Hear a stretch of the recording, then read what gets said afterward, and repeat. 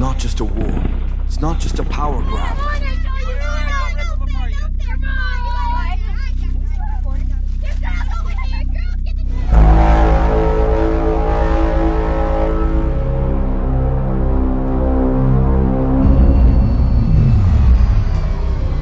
Your harvest is now ours.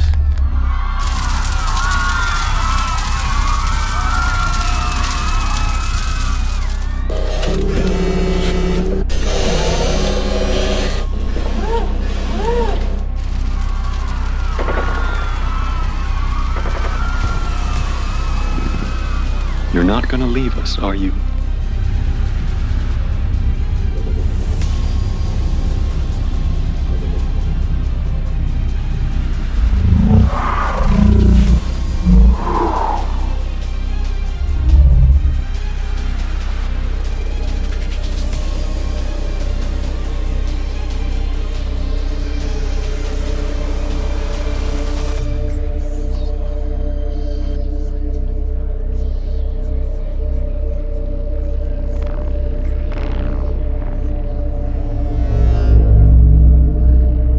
Shouldn't have come here. This isn't just a war. Bring her to me, alive!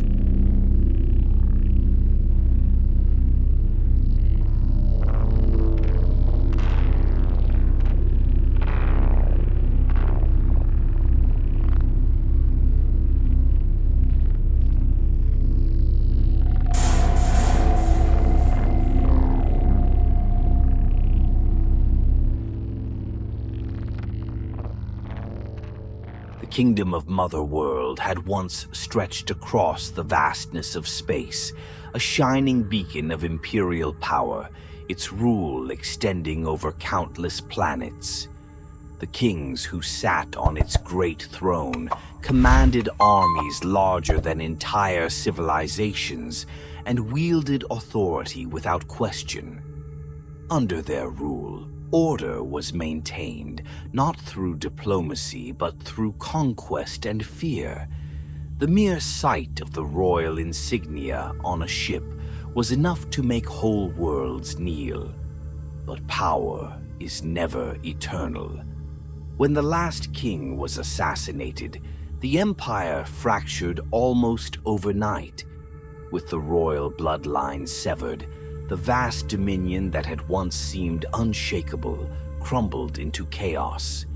The outer planets, once loyal tributaries, rebelled, seeking independence after generations of submission. War erupted across the empire, not one war but dozens. Factions emerged, each fighting for control, for survival, for vengeance. Amid this storm, one man rose above the rest, Sirius, a war commander from a once insignificant planet. With unmatched cunning and ruthless efficiency, he seized power, declaring himself regent in the absence of a rightful heir. Many doubted his legitimacy.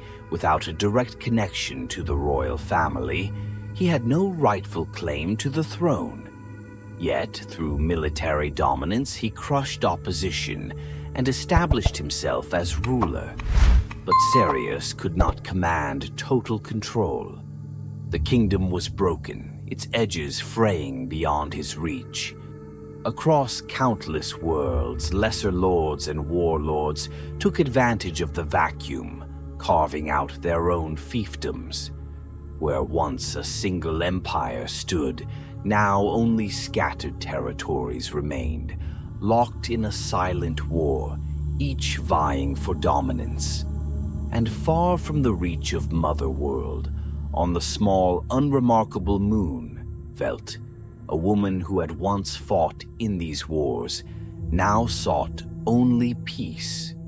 Cora dug her fingers into the dry soil, feeling the roughness of the earth against her palms.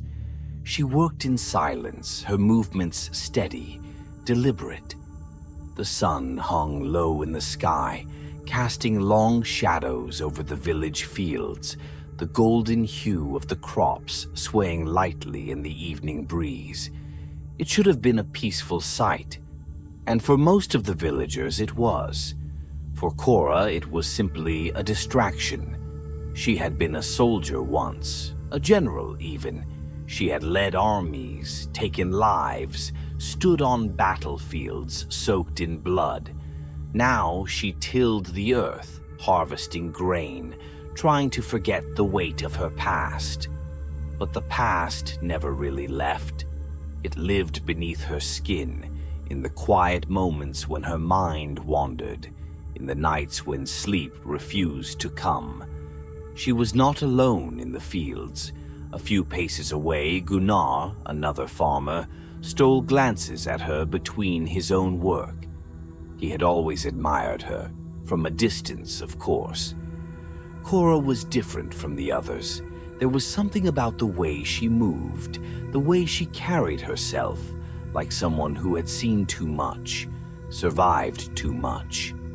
As the sun dipped further below the horizon, Gunnar gathered his courage. Clearing his throat, he approached her. "There's a celebration tonight," he said, trying to sound casual. "For the harvest." Cora wiped the sweat from her brow, glancing at him. Her expression was unreadable, but she didn't refuse outright. "You should come," he added quickly. For a moment, Cora didn't answer. Then, with a slight nod, she turned back to her work. It wasn't a yes, but it wasn't a no either. That evening, the village gathered in the square, the air filled with the warmth of firelight and the scent of roasted meat.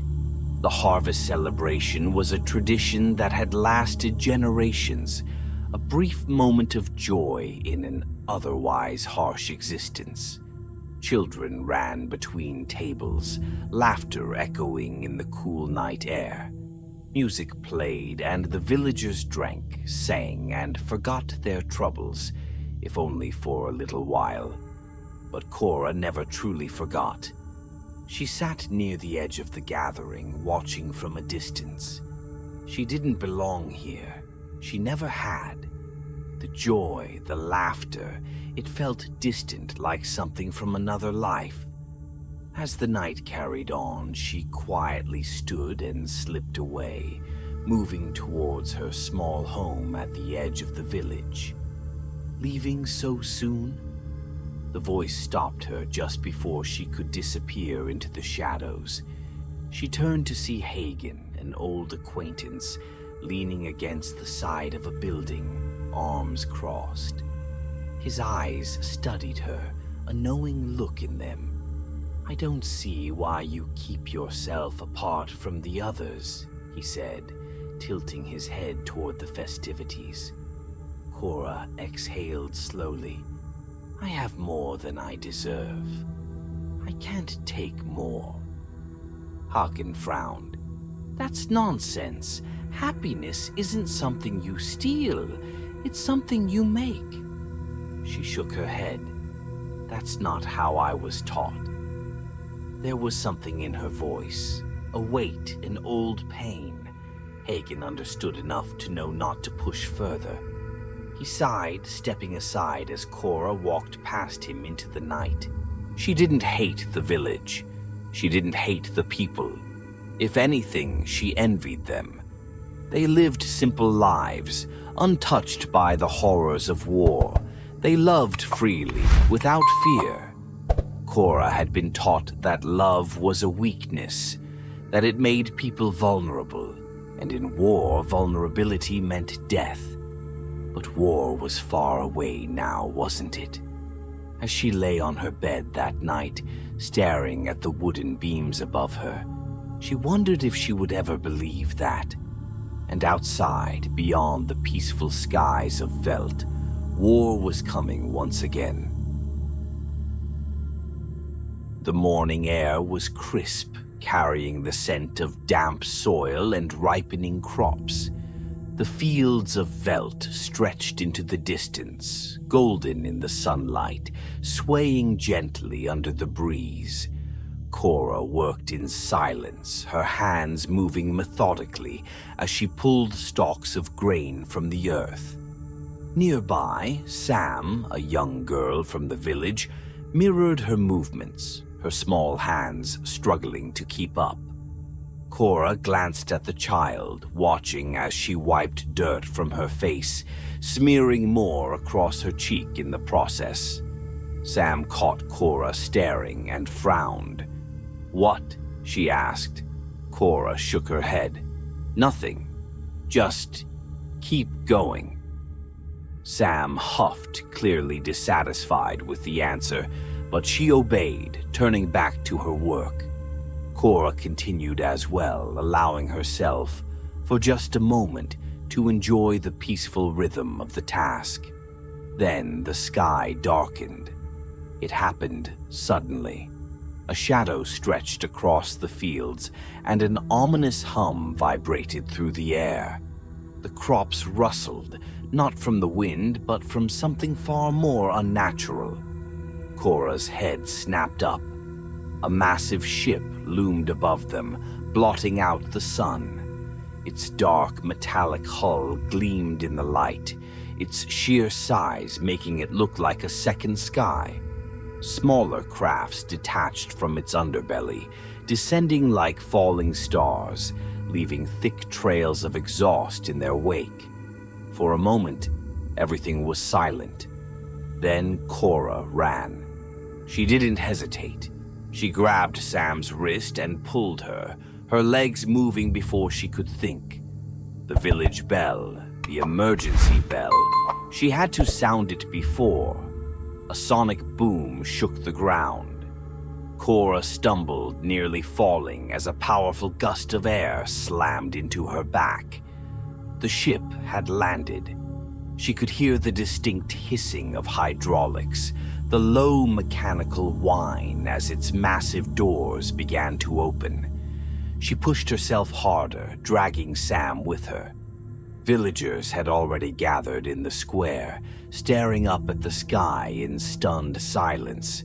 Some clutched tools, plows, sickles, anything that might serve as a weapon, while others simply stood frozen. Cora reached the bell tower, her chest heaving. She grabbed the rope and pulled, the sharp clang of the bell splitting the air. The village stirred to life, panic rising like a fire. By the time the first soldiers stepped onto the soil of Velt, the people were afraid but ready. Commander Atticus emerged from the leading transport, his heavy boots pressing into the dirt. His face was unreadable, but his sharp eyes surveyed the land with a quiet satisfaction. He was tall, imposing, draped in the black and silver armor of Mother World's elite forces. Unlike many of his kind, he did not wear a helmet. He wanted his face to be seen. He wanted them to remember him. Cora clenched her fists.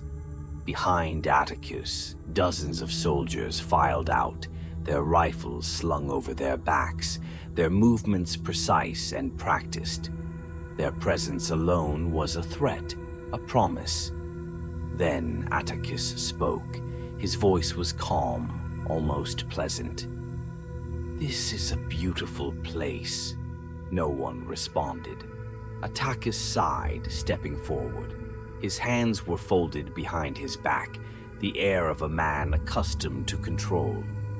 "My army is running low on supplies," he continued.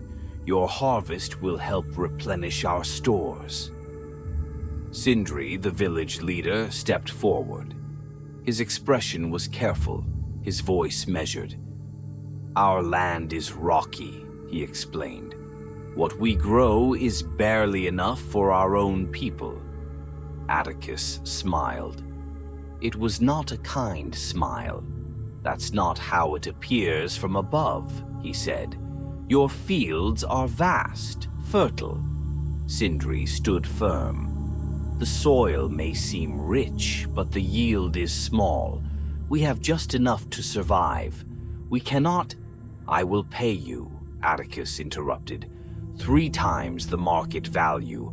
You will not suffer." A murmur spread through the crowd. The offer was unbelievably generous. Some of the villagers exchanged glances, hope flickering in their eyes. Then Gunnar stepped forward. "Perhaps we could manage," he said hesitantly. "This year's harvest was good." Sindri stiffened. Cora felt a sharp surge of anger. Atticus turned to Gunnar, interest flashing across his face. "Is that so?" he mused. "Then I must assume your leader has lied to me." Before anyone could react, Atticus drew his sidearm and shot Sindri in the head. A single shot, a single heartbeat, then chaos. Gasps ripped through the villagers as Sindri's body collapsed to the dirt, blood staining the ground beneath him. A scream rang out. Someone fell to their knees. A child sobbed. Atticus exhaled, almost disappointed. I said, "Tell me, partner, when can I expect my harvest?" Silence. Then slowly Gunnar stepped forward, his face pale. "We will gather it for you," he said quietly. Atticus nodded, satisfied. "That's better." He turned to his men. "Establish a base camp. Secure the fields." The soldiers moved instantly, their training apparent. Within minutes, they had begun setting up temporary barracks. A robotic enforcer was deployed, its cold mechanical eyes scanning the village, its built-in weapons gleaming under the sunlight. The village of Veld no longer belonged to its people. Cora stood among the silent crowd, her breathing steady, her expression unreadable. She had seen this before, the beginning of a war, and she knew without a doubt this was only the start. The night was heavy with silence, not the kind of silence that brought peace, but the kind that signaled the presence of an unseen predator. The village of Veld, once filled with the gentle sounds of wind brushing against the crops, was now occupied by something unnatural. Mother World's black-armored soldiers patrolled the streets, their rifles slung at their sides. The metallic whir of the robotic enforcer echoed as it scanned the village, its red sensors sweeping from house to house, watching, waiting. Cora sat in her small home, her fingers tightening around the strap of her old travel bag. She was leaving. It was the only logical choice. She had been in too many battles to mistake what was coming. The invaders weren't here for a simple harvest. They had killed Sindri without hesitation. They had established a permanent presence in the village. And once the harvest was taken, they wouldn't simply leave. They would take more food, more land, more lives. She had seen it before on other planets, in other wars. She had witnessed villages razed, people enslaved, homes reduced to rubble. She had fought for the Empire once, been part of the destruction. She had executed orders that left villages like this in ruins, and now she would not be here when it happened again. She placed her dagger at her waist and fastened the holster of her pistol, a relic from a time she had sworn to abandon. She didn't plan on fighting. She just needed to get far enough away that she wouldn't have to watch the slaughter when it inevitably began. As she reached for her satchel, a voice cut through the quiet. "You're leaving?" Cora froze. Gunnar stood in the doorway, his face half hidden in shadow. His eyes, usually so full of warmth, were dark with something else. Disappointment. Cora slowly turned to face him. "It's over, Gunnar. This village is lost. If I stay, I die with it." He stepped inside, closing the door behind him. "And what about the rest of us?" She sighed, her voice cold. "You all need to accept reality. You can't fight them. If you try, you'll die. Gunnar's jaw clenched. So that's it? You just run? Cora held his gaze. Yes. For a long moment he said nothing. Then he let out a slow breath, shaking his head. You know what I think, Cora. I think you're not running because you think we'll die. I think you're running because you're afraid of leading people again. Cora's body stiffened. You could fight, but you won't, Gunnar continued. Because if people follow you and they die, you'll have to carry that weight again, won't you? A flash of something dangerous crossed her expression. I'm not responsible for these people, she said sharply. Maybe not, but you could be. Cora's hands clenched into fists. She could feel her breath shortening, a familiar heat rising in her chest. It was the same anger that had kept her alive on the battlefield, the same rage that had carried her through every loss, every betrayal. But before she could snap back at him, a sound shattered the night. A cry, a child's scream. Cora's body moved before her mind did. She threw open the door, her instincts sharpened by years of combat. In the center of the village square, 3 soldiers stood around Sam. The young girl was on the ground, her small hands covering her face as the soldiers loomed over her. One of them, young, uncertain, tried to push the others away. She's just a child, he protested. Leave her alone, the older soldier sneered. She should learn respect. Maybe a little fear will teach her. The third soldier stepped closer, his boot hovering above Sam's hand. Then Cora struck. She moved like a ghost, a shadow in the night, silent and swift. The first soldier barely had time to react before she drove her elbow into his throat, cutting off his air. As he staggered back, choking, she whipped around, grabbing the second soldier's sidearm right from his belt. One shot, straight to the gut.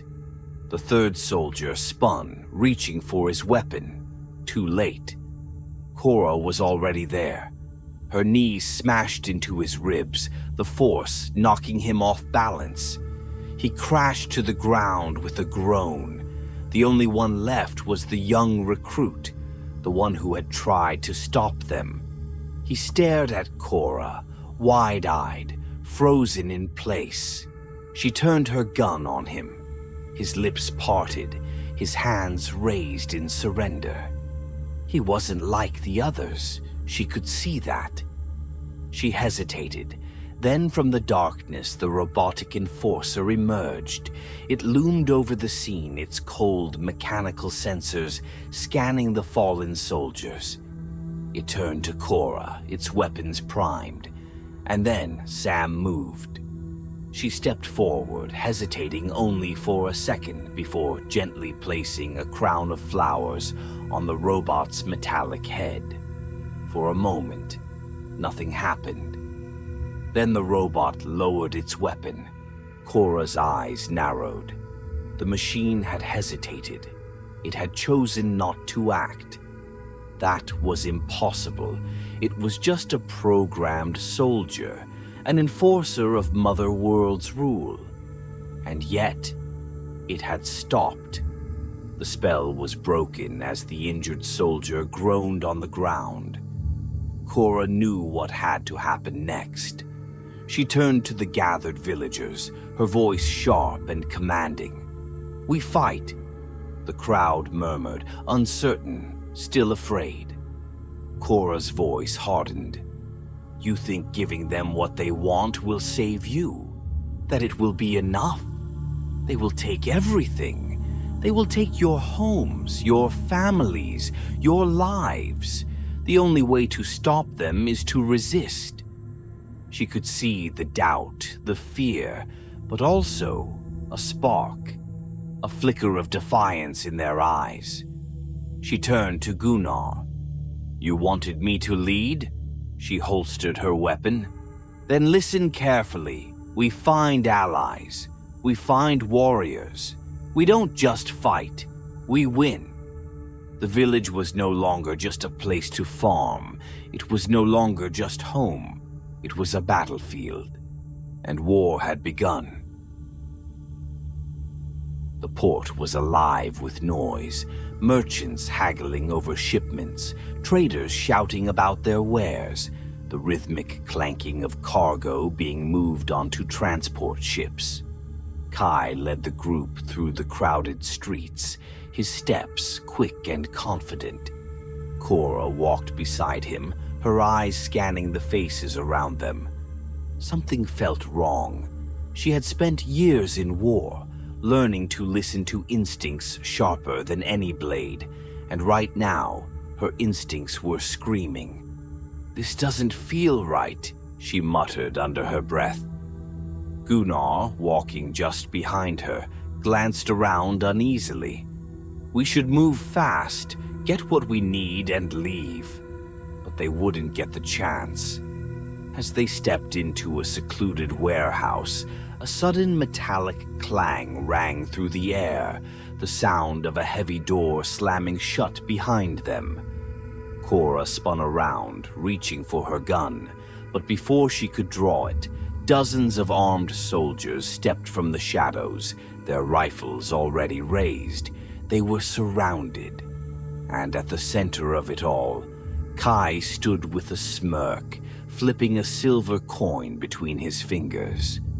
"Sorry, Kay," he said, his tone casual, almost regretful.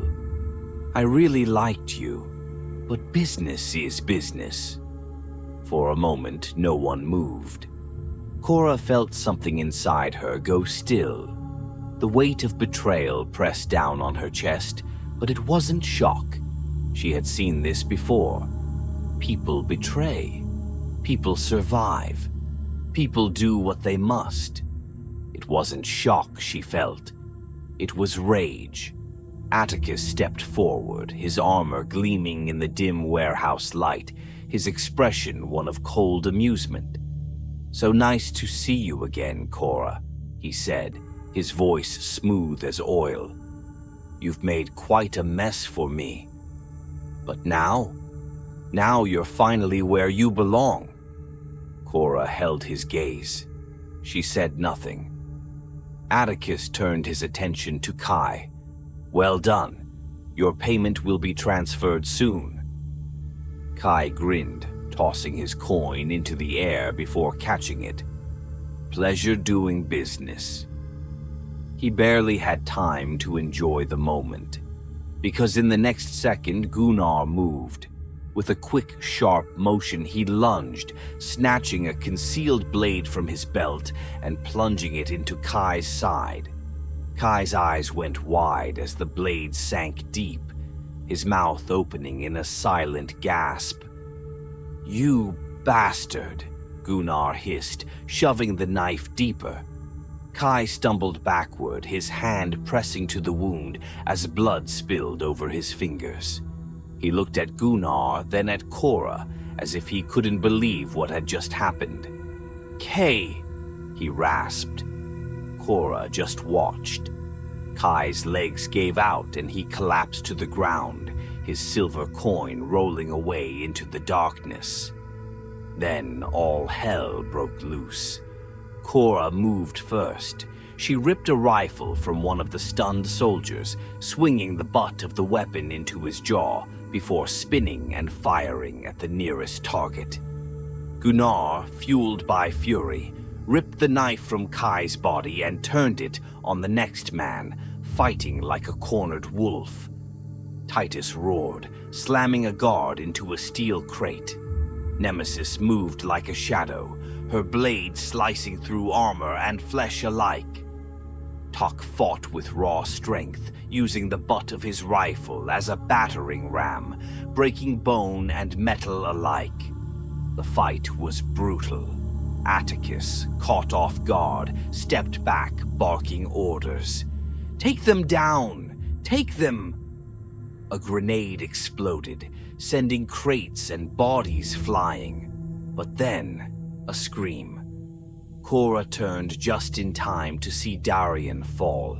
He had thrown himself into the line of fire, taking a shot meant for Sam. The young rebel staggered, his breath ragged, his hands pressing against the wound in his chest. He locked eyes with Cora. Then, he collapsed. Something inside Cora snapped. She surged forward, chasing Atticus as he turned to flee. Her legs burned, her vision narrowed. Nothing existed except the man who had taken everything from her. Atticus ran, but Cora was faster. She slammed into him, sending them both crashing onto an elevated walkway overlooking the burning port. Atticus scrambled to his feet, drawing his sword. "You are nothing, Cora," he spat. "Just a lost little soldier chasing a war she can't win." Cora stood slowly, her body aching, her mind clear. "You're wrong." Then she attacked. Their blades clashed, ringing out through the fire-lit night. Atticus was strong, trained by the best warriors of Mother World, but Cora was faster, fueled by rage, by grief, by a lifetime of battles. The fight was a brutal dance of steel and fury. Atticus swung, a killing blow, but Cora ducked, slamming her dagger into his side. He staggered, gasping, his face twisted with disbelief. Cora stepped forward and grabbed him by the collar. "This is for my village." Then she threw him off the pavilion. He fell, slamming onto the stone floor below, his body lying motionless. The fight was over. Cora turned, looking down at the battlefield. Their people had won, but the cost was steep. Darian was dead. Their forces were wounded. Their future uncertain. But for the first time in a long time, they had hope. She took a slow breath, looking toward the sky. Then she walked back to her people. But elsewhere, deep in the darkness of Mother World, Atticus' body was found, and he was revived. Through unholy technology, he was rebuilt, his mind linked directly to the Empire's vast network. And in the last moments of the procedure, as his body burned with the agony of reanimation, he sent a single message through the ether. "She is alive. Cora fights against us." Bis Sirius read the message. His expression was unreadable. Then, slowly, he spoke. "Bring her to me, alive." His voice was calm, but his next words were filled with pure, unrelenting hatred. "I will crucify her before the Senate myself." The screen went dark, and somewhere in the vastness of space the hunt began.